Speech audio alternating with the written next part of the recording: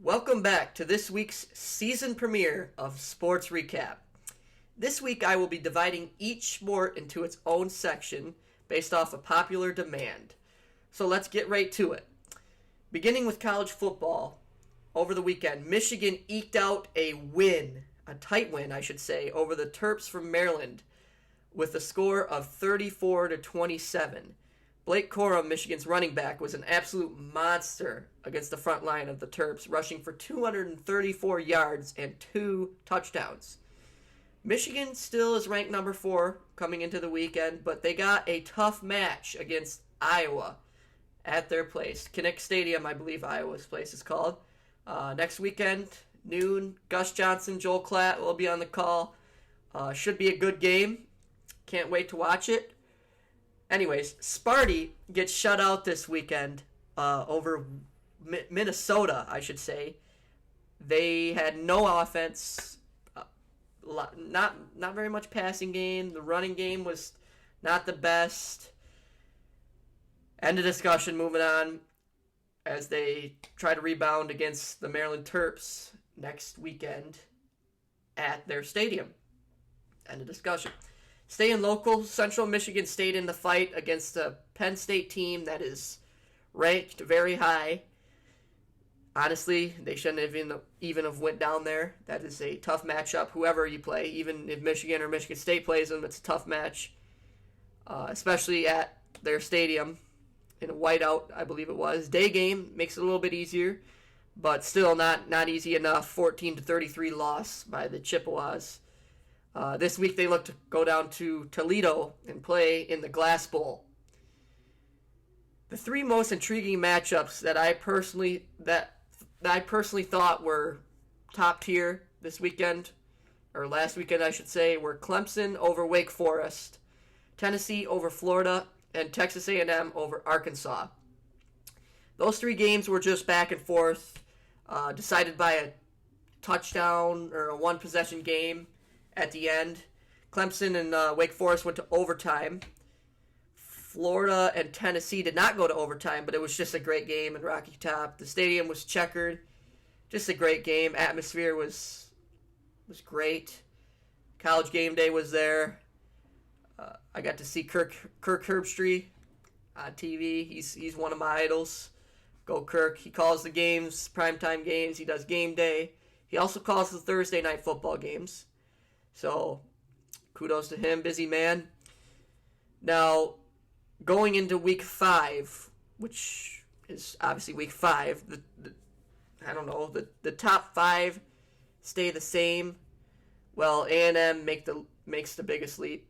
They jumped 6 spots, I believe, over the win, while getting the win over Arkansas, as I mentioned, one of my top 3 intriguing games. Now, fittingly, Oklahoma drops 12 spots from 9 to 21, losing to Kansas State at home. That should be a win for them. But Adrian Martinez, he lit them up. He could have got Player of the Week for college football. He had a few rushing touchdowns, some throwing touchdowns. Overall, great performance. So, nothing else to talk about there. So let's talk about this weekend's game, shall we? Now, the games that catch my eye are Kentucky at Ole Miss, Bama at Arkansas, Oklahoma State at Baylor, and then finally the Wolfpack at the Tigers, NC State at Clemson. Kentucky, their only challenge this year has been at Florida, down in the Swamp, and they handled that great, getting the win over a top-ranked Florida team. And now I just want to see how they handle taking care of business against Ole Miss. Ole Miss is a challenging team, and Kentucky is traveling to Ole Miss. It's not a home game.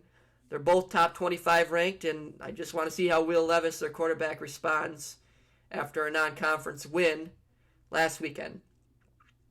Moving on, now Bama is always a fun team to watch, but I want to see how the Hogs, Arkansas Razorbacks, respond to their loss last week against A&M, because it's a home game. They got to take advantage. of the number 2 team coming into the country. That's a great win if they can get it. And I just want to see how they respond to adversity, losing at AT&T Stadium over the weekend to A&M. Yeah. So let me know how you guys think that that the final score will be and who will win to the Bama Arkansas game. Should be a fun one to watch. Now the game between the Cowboys, the Oklahoma State Cowboys, and the Baylor Bears will be a shootout. As I looked it up, both teams are averaging 40 plus points per game. And I think that there would be not much defense in that game, especially playing in Texas, hot environment down in Waco. I think Baylor gets it done against the number 9 ranked Cowboys. Let me know what you guys think about that one too, because that one will be a great game, honestly. Let me know how you think in the comments. Now, my last game I would like to talk about has to be the night game, primetime, NC State at Clemson in Death Valley.